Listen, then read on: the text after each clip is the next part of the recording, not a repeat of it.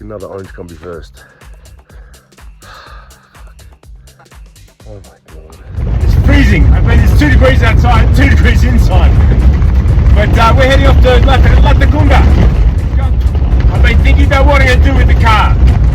And, you know, there's a couple of options. I mean, to get this car restored in England would be extraordinarily expensive. So I'm going to look to drive it to Colombia, get it restored in Colombia, and then ship it to England.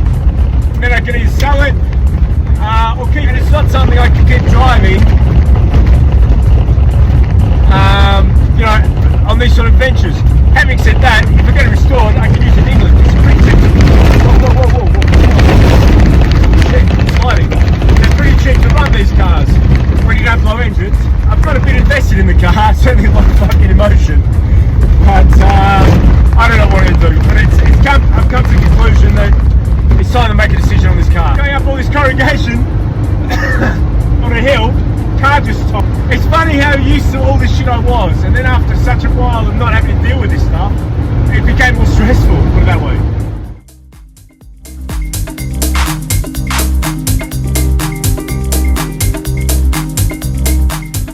Because for me, going to the markets and eating is one of the greatest parts about travelling for me, you know.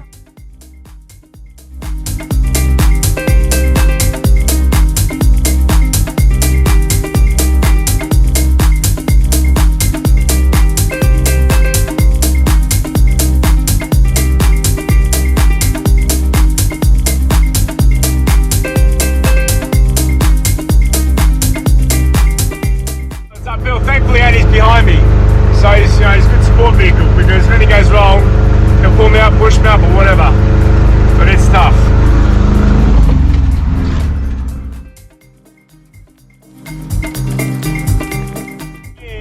I've been in second gear for almost an hour. I've got to say I'm nervous, because I'm on the edge of the blow up.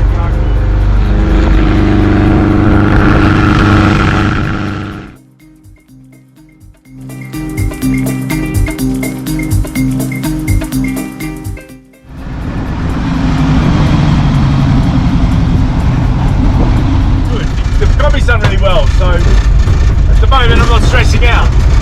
1 kilometre to go, man. This is pretty steep. I'm fucking stuck in first gear. I've just got into second. Oh my god. But it's beautiful scenery.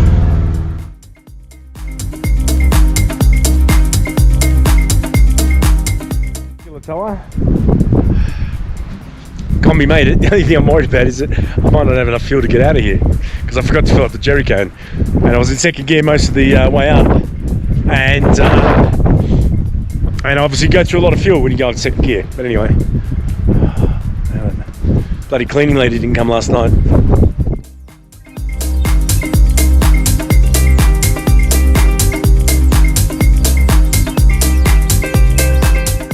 I'm joking Andy about the Quilotoa Loop tomorrow. He just said this is the last time I'm allowed to try and kill him. It's a 6-hour walk. It goes along this path all the way around. What I did was Andy's not too crash on heights, but that's okay. He doesn't have, there's no abseiling involved. Okay, it's hike day today, 6:30 in the morning. Oh, no. I guess it was so nice to have a room last night, and the lady put the wood in the fire all night, so the room's lovely and toasty. But and he's a little afraid, but that's okay. We'll get him over the line somehow. He said, if I can't make it, will you carry me? I'm like, not too sure about that, mate, but we'll work it out. It's hike day. We're off all the way. We're going to the heartbeat first. Should be good. Mouthful of coca. Charge. Woo!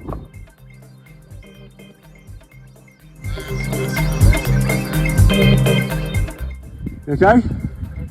Just look on that side. I'm not looking. Look on this side. I am doing, don't worry. It's beautiful. We're the only 2 people on the whole loop. It's crazy.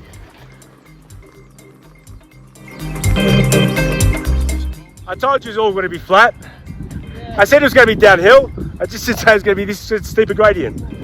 Right, this is the hard bit up there. It's probably a 200 metre climb. That's not far. I don't think he'll quit. He won't quit. I know he won't. Because he knows he'll get so much shit from me if he quits that he won't be able to tolerate it.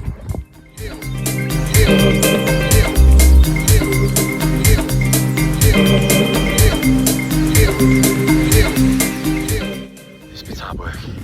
And I don't have Ingy walking in front of me. So there's no carrot to force me to keep going. If Andy walks in front of me, it might maybe turn around the other way.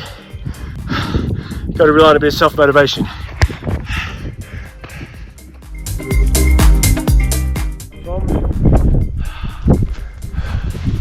Really cool hike.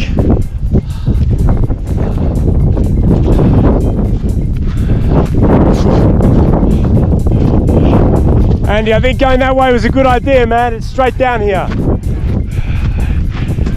Ooh.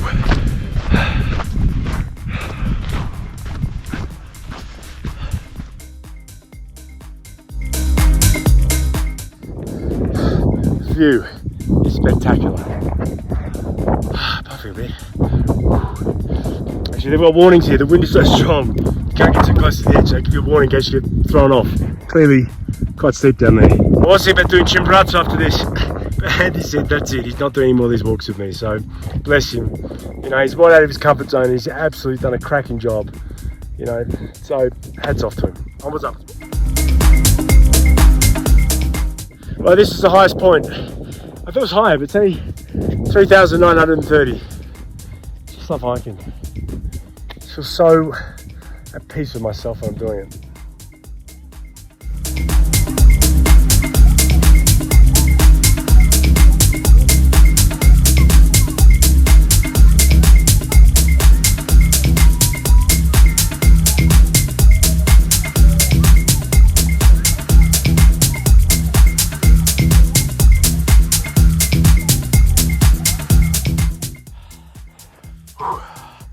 There's a one that runs along the ridge here, and then there's one slightly lower for those who get vertigo, I guess.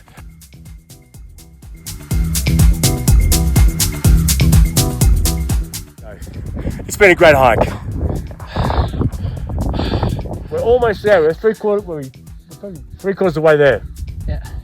I told you you wouldn't quit. I knew it. We haven't finished yet. I'm not carrying you. Otherwise, I won't finish either. But it's been great. Enjoyed it? And you said to me, don't come up with any good ideas, any more good ideas. If you do, don't tell me. He's a legend. Going down there to go back up. Oh well.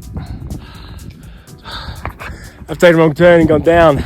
Now I climb back up. But down there, some people kayaking. Some of it, you've got to hold onto the plants so you don't fall down. I just took the wrong turn with me. Poor bugger. I mean, if this is a ski run, the top is probably like a red. Just like a fucking double black diamond, man. I've taken him through, poor bugger. Where is he? There he is. There's the path we should have taken. Oh, fuck. And this is the path we did take. All the way down through there. That was hard. Almost back at the village. I don't think Andy likes me anymore. The hike is supposed to go for about, they say 4.5 to 5 hours. The detour that I mistakenly took us on added an extra 2.5 hours to it. It's been a long day. I think this is the end of Andy's adventures when it comes to me suggesting any hikes. Poor bugger. We've done circa 13 kilometres and climbed a fuckload of elevation in the process and gone down and gone back up again, which certainly added to the strenuous nature of this walk. I'm so glad I've got a bed tonight. I would definitely not have wanted to be in the Kombi tonight. Onwards upwards. And that is a wrap.